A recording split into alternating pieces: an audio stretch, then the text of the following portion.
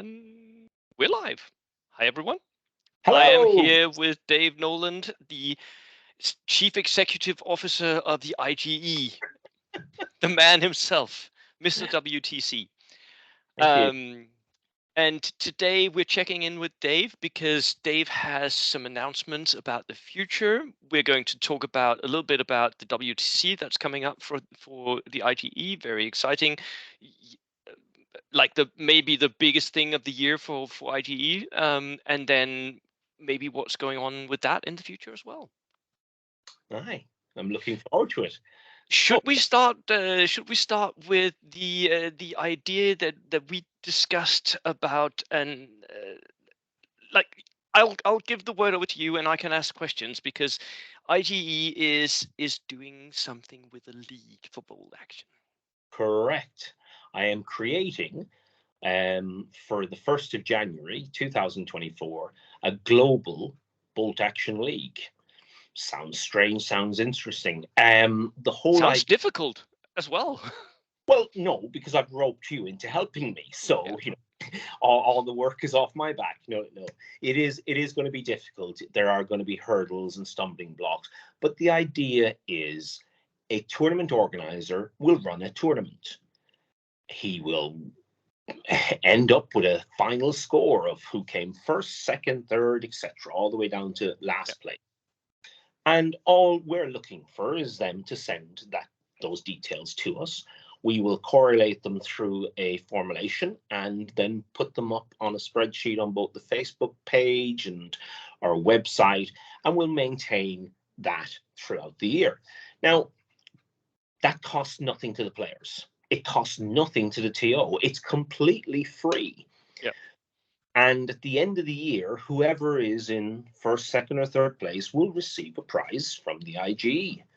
And that's the intention. As we grow, that prize will, with dreams abundant in my mind, get bigger and bigger.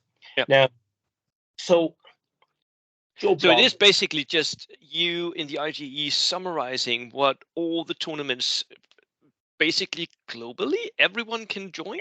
Everyone, from Sri Lanka to America, Denmark, Poland, Spain, Ireland, and the Outer Hebrides. Yes, anyone is part of it. Its main drive is to encourage community growth. A winner, we all go to tournaments and we have a winner. But what we don't fully realize is that everybody else in the tournament is there to try and, well, for multiple reasons, but one of them is to improve their personal best. I came 25th in a 40-man tournament. Next tournament, I came 20th. Therefore, I'm showing some personal growth, some personal improvement, and I'm gaining more knowledge of the game, plus meeting new people. This league will set that up where you will see where you rank throughout the world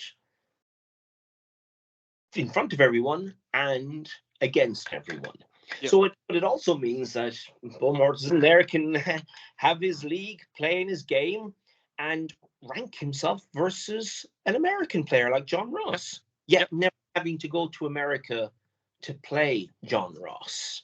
Even though, John, I promise you, at some point I will join you for a game there. Sorry.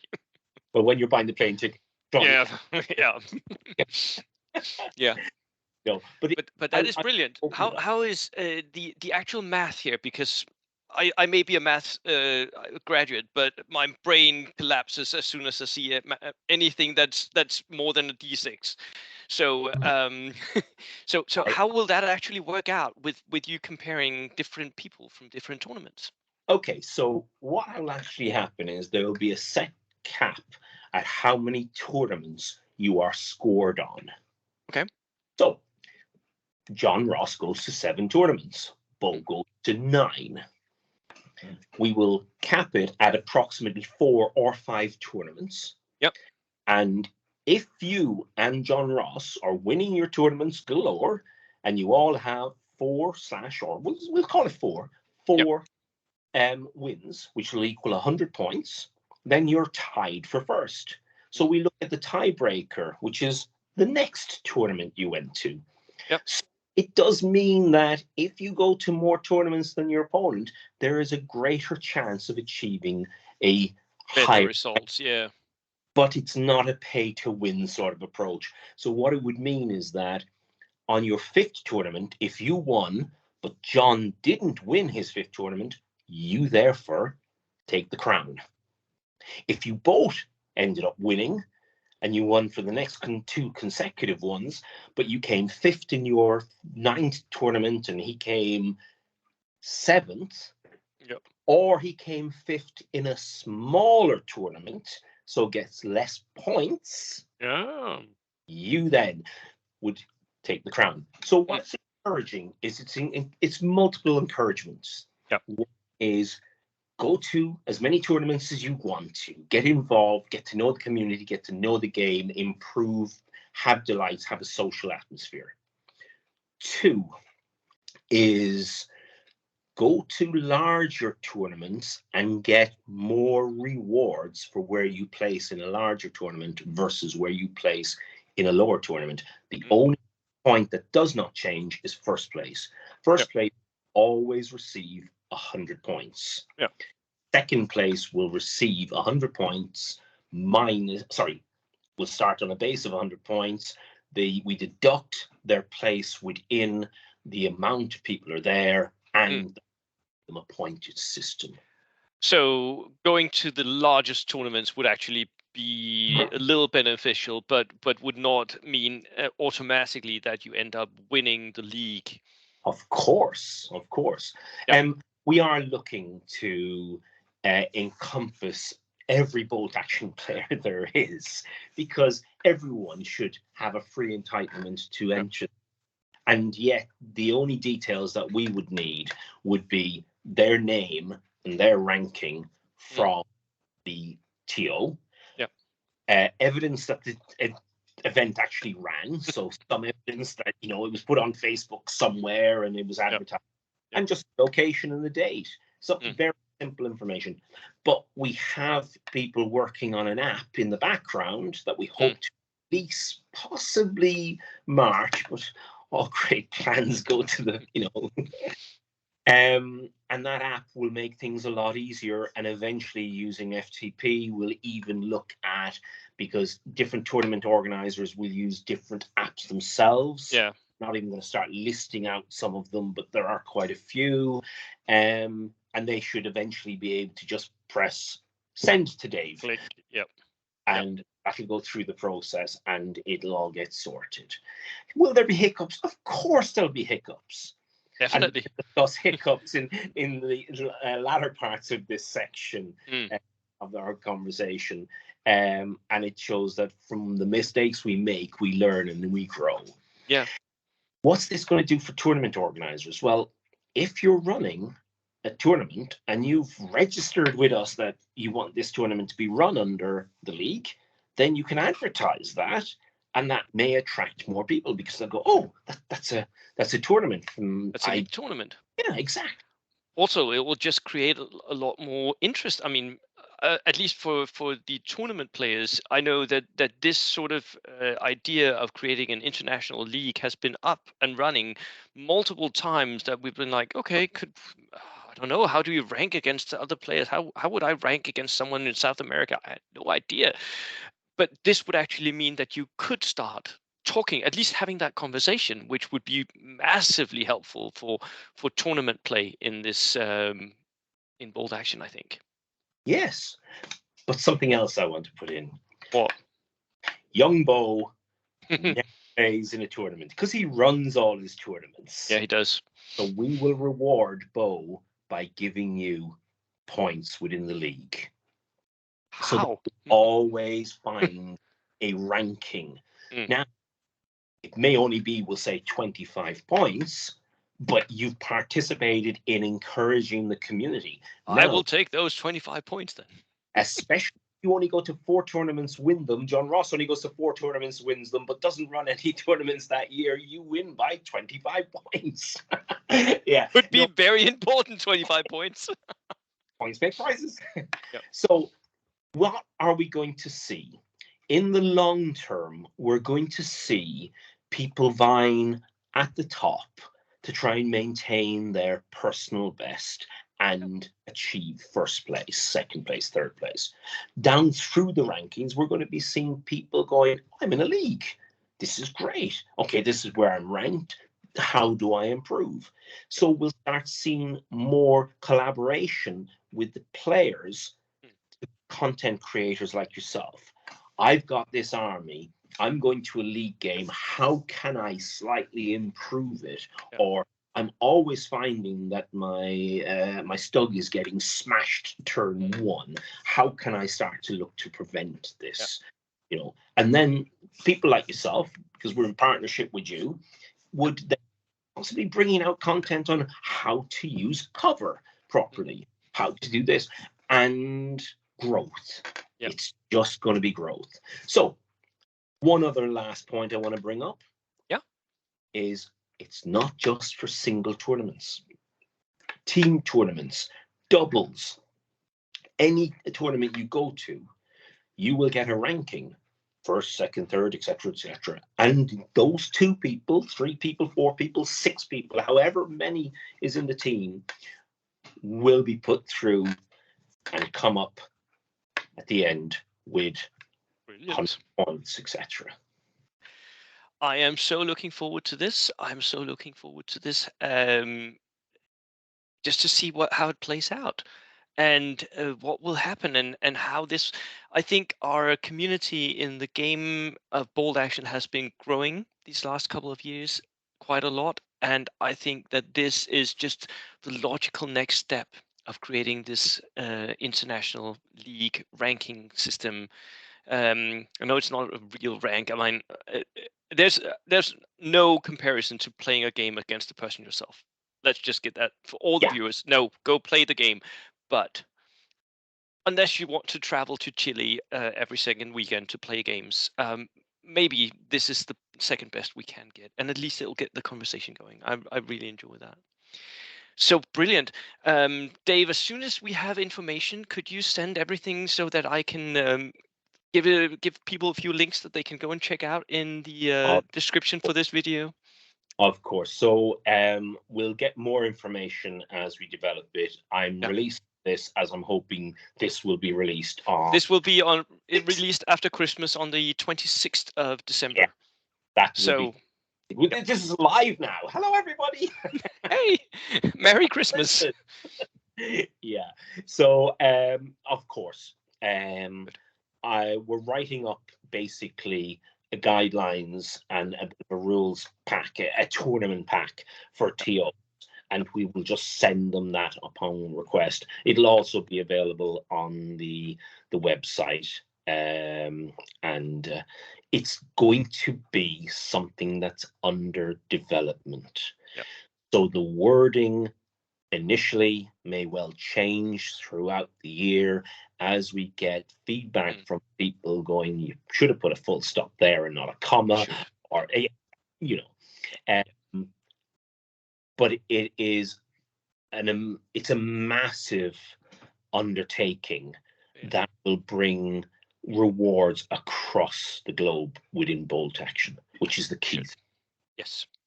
Now, while I have you, and since we're already talking, could we just talk about us meeting up in Granada in a few more months? The weeks are counting down, and I'm guessing you're very busy with the preparations for this year's WTC. Yeah, let's have a sob story in the smallest violin in the world. I'm 5 o'clock every morning, and I'm to bed usually anywhere between 11 and 1 o'clock. Yeah. I'm constantly making scenery, constantly working on it. But I'd like to talk about scenery later on if we can. Should we talk about scenery now? Let's do it now, because I mean, you must be in a massive undertaking because you've expanded the game systems for the WTC. I have.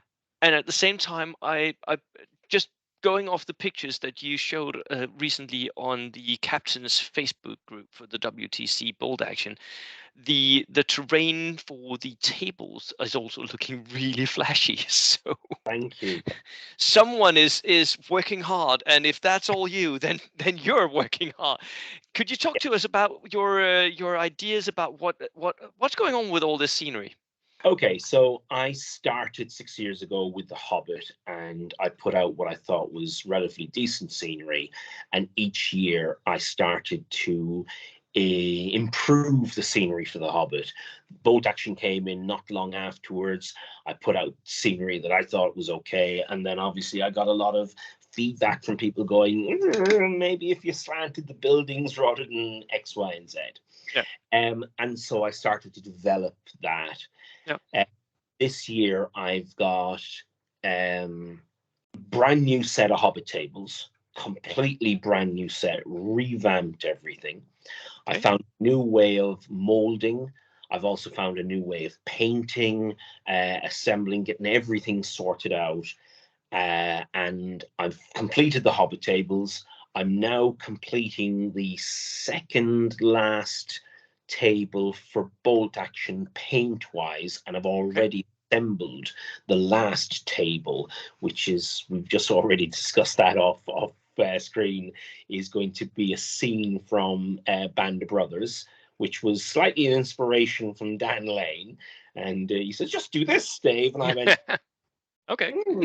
yeah, that sounds good. Uh, so, But just for context here, for people who've not been to the WTC, this is a massive undertaking. When Dave says he's just finished the last table, he means he's finished 4 identical tables, full set of terrain, and they have to be identical or as near as identical as you can possibly make them, right? no, identical. Yeah. If they're not identical, it's because someone didn't take something out of the box and put it on the table. Exactly. So Eh, every piece of terrain is the same, which yeah, can be very important because the idea is that you're playing on identical tables at the WTC. Your whole team is playing on this set of tables. So that's a massive amount of terrain that you're doing. so far I've recreated 6,374 items of terrain, from small little boulders to items of terrain that are a foot high and a foot wide, etc. Wow. So there's been a lot of effort put in. Yeah. It's my job. Yeah. It's part of the job at least. So the idea, what did you take on board for this year's terrain then? So I started thinking that tables, uh, if I may, for Hobbit for a moment, Mm, roads are an insignificant item within the Hobbit game. It yeah. gives you no benefit. Yeah. Yeah. Massive benefits, obviously, in Bolt Action. But what it definitely does is it makes the table more aesthetic. Yeah. So I covered the Hobbit tables with a lot more scenery, Mm, categorized some of the scenery. I put in things like broken walls that aren't in the Hobbit. Their walls are defendable, yeah. and shenanigans around that. But it's caused, like in Bolt Action, a reduction of speed Mm. rather than an Then the in defended. yeah. Yeah. Yeah. Yeah. So with Bolt Action, then I started looking at what I had and started to redevelop the boards. And I brought in a lot more curved roads, a lot more buildings, kind of a history background to Mm, each section, whether it's directly from World War II reference, or it's something that I've seen as I've driven through a village and yeah. thought, I like the layout of that. It's sensible. There's a reasoning behind it. Mm, So there's been a lot of boards with a lot more scenery. yeah. Um, and one of the things I took on board from yourself was the runes board. So the runes board has increased exponentially Yes. with a lot more roads. The Mm, roads now have um, multiple aspects of tank traps and mm, craters and the lot that prevent the start on one side and finish off the other side. Thank you very Yep. much. And I now have gone out and bought, I think, 100 baseboards to create an outline of the ruined area so that players will know when they're in the ruin and when Exactly. they're not. The buildings themselves, personally, I think are amazing. They look so cool. Yeah. Yeah, my only downside is I do have multiple painting awards. Yeah. But when you're painting 6,374 Doesn't people, look as good as you want it to. Never does. Never yeah. does. So I've had to redevelop ways of painting, Yeah. how to paint. I've thrown out the old Games Workshop dry brush sort of approach and this dry brush, and I've literally gone and bought a set of face brushes. Yep. That works for me as well. Exactly, £5 for a thing, and they Yep. just. And then I've thrown out the idea of the brush cleaners, Mm-hmm. and I Don't get need those. liquid, Yep. washing up liquid, just a little bit of Yep. does the same job. Yep. And if I really gunk up a brush, I throw it into some IPA. These brushes are what, 50 pence each. Yep. But they allow me to paint up. I've just painted up 70 pieces of scenery just before we got chatting. And that was a couple of stages of dry brushing. So if I may, just for a moment, just to bore people. So I'll have a ruined building. I'll undercoat it black. I'll paint it something like Gobi brown from scale 75. I'll then put Arabic sand on, dry brush. But then I'll get orange paint and splodge orange paint on here and there. And then I'll get something like a goblin green or some, the old goblin green from Games Workshop. And I put little dots of that, especially in tiny bits of crevices. And then I come along and I re-dry brush that, and it gives the multicolored effect. Yep. But a lot of the tables now are dark. Yep. War is dark. War is grim, so I'm told, but I haven't been in one either. A lot of time's gone into refinding out ways of painting stuff and molding. Rather than the solid molds, I'm now doing hollow molds. That takes a little bit more time because I have to move the molding material around with surgical gloves, and sometimes the surgical glove ends up in the mold, and that's perfectly fine. First prize person finds a surgical glove. But you can all hear on Dave here, right? It is a major operation creating scenery for, like, how many bold action tables are we creating this year? So we've got 18 teams multiplied. 18 teams multiplied by 4. Divided by 2. Yeah. And then multiply that by 4. So because 4 game systems multiplied by 4 is 36 bolt action tables. Yeah. That's a lot of work. I'll be working on Christmas Day with it. Yeah.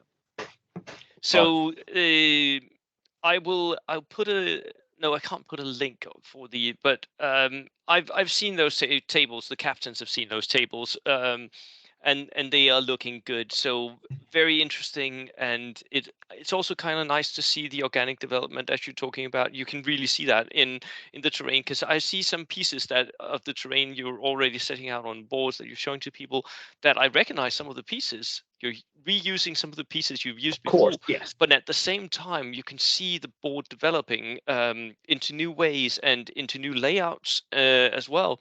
So really interesting little thing to have happen. Yeah. What happens is I'll lay out a board. Yep. I'll take a photograph and I'll send it to Dan. Yeah. Okay. He's top ref for the bolt action side of things in Malaga this year, or Granada this year.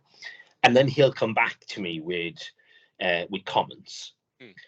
And so far, so good. He said, they're amazing. I play on that. Now, he's only aerial view, but he knows the sort of scenery I'm dealing with. Now, the photographs that he's been getting has been unpainted, mixed and matched, and then my job has to be to to make that make coherent. all Yeah. every by 4. Yeah. So one of the tables has something like 24 roads on it. Mm. And so that must be multiplied by 4. So what, 90, 90, goodness gracious, 98, whatever roads have to be made just for that. So I then go in and I mold those, cast them obviously, bring them out, and then start painting them and getting them done quickly. And once that board is sorted, it's then boxed up, written on, tick on the box, and then I try and find storage for it. Yeah. And that's the way it's been going. I'm in the process though. I've also made molds for the new game system, Star Wars Legion, and as I'm making and casting a mold for one part of bolt action, I'll use extra resin and make something else. Yeah. And so that's all building up. Yeah. The originally the Hobbit scenery was going to try and migrate down through bolt action, but I didn't think it fitted enough.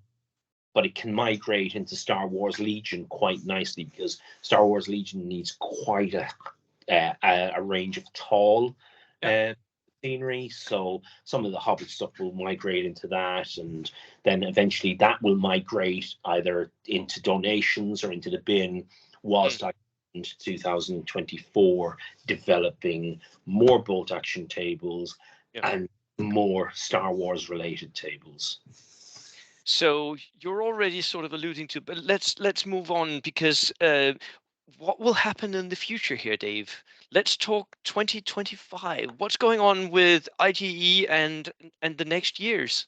Right. So we're coming to England in 2025 in the summer months of May and June. This is the first time I've heard this. So is this sort of your premier opening announcement for WTC 2025? I love how you moved so close to the screen. It's just very, very interesting all of a sudden, isn't it? Yeah. It's basically everything is booked, but I'm making a couple of key changes. Yeah. I'm making it a individual system weekend. Let me explain. So it will be bold action alone, Correct. Hobbit alone. Correct. Okay. Star Wars Legion alone, and then a 4th system. But that's not going to be revealed just yet. But okay. Everything's been booked, everything's been sorted out. And my main reason for bringing it back is because it hasn't been to England. It's been to Wales, but it hasn't been to England. And I thought, let's bring it to England. It gives me 2 things. One, it reduces costs because presently I'm spending a couple of £1,000 just to get referees to fly and accommodate them in Granada. Yeah. I reduce that quite dramatically. Also, it reduces my travel. I don't have to 29-hour journey to Granada, which I will have to in February. And so I thought, let's bring it to England, but let's individualize it per system. And that, what I want to do is I want to make the bolt action system, the event, a more of a social. So everything, my whole entire focus will be just on bolt action, and my referees will be just there for bolt action. Be able to focus sponsorship on just bolt action, prize support, bolt action, bolt action, bolt action, and we may even come up with a quiz. One word that Dave has mentioned so many times in this whole interview was bolt action. But so I want to give that back to not only bolt action but the other systems to embrace give them focus. Embrace them and say, look, you are all important to me. I want to give you that time and effort. So what we're going to look at is we're going to look at access, full access from now on, the day before. No more hiding from you can't come in and see the board sort of thing. We just give full access to people, and let them come in, let them have some practice games on stuff. And if that's because one team arrives a day early and another team doesn't arrive till a Friday night, so be it. But a board is a board is a board, and realistically, I may just take a secret tally of going, oh, Bo is playing on that board. Right. Well, tomorrow, Bo's team is going to play Is on definitely over there. Yeah, definitely not playing on that one. Oh, you know me so well. I like to practice. But I realized, rather than putting forward a strict regime sort of thing, it still is a game. And for a lot of people, the WTC is a chance to meet friends they haven't seen in a whole year. Yes. I want to make and embrace that social thing, but I also want to try and bring the price down. So I'm looking at no accommodation packages as mandatory, but I am looking at trying to see if I can get relations with local hotels, and there are some very, very okay to the area we're playing, and try and get deals with them. So if you're coming from Denmark with your teams and you say, look, we just want a whole package, and I go, look, there's the whole package, the hotel room and everything included. That's it. If you want to sort out an Airbnb yourself or whatever, here's the ticket price, and it's cheap, it's affordable, it's value for money, and then basically roll it all out. The other great thing is that I arrange that I don't have to put the stuff off the tables till Monday morning, which gives me a chance to socialize on the Sunday, which I severely missed badly in Granada this year, and I'm hoping will not happen next year.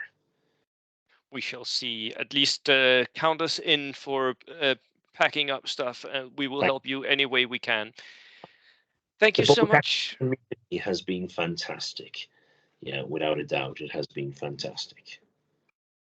Thank you so much for coming on and letting us know, Dave, about all the different exciting plans you have going up now. And I will look so much forward to seeing you in Granada in very short time now. Yep.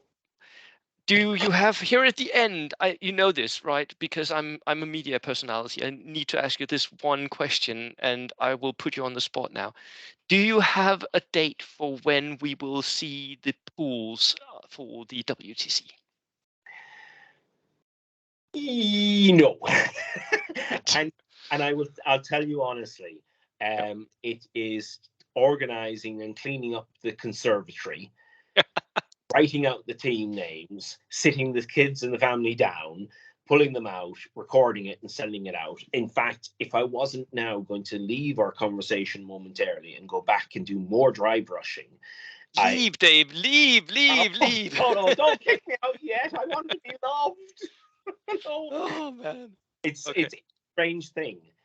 But have an adult conversation, Bo, and not talking to a piece of scenery as it changes character and its personality in, oh my God. You need to stop doing all the scenery soon, otherwise that will kill you.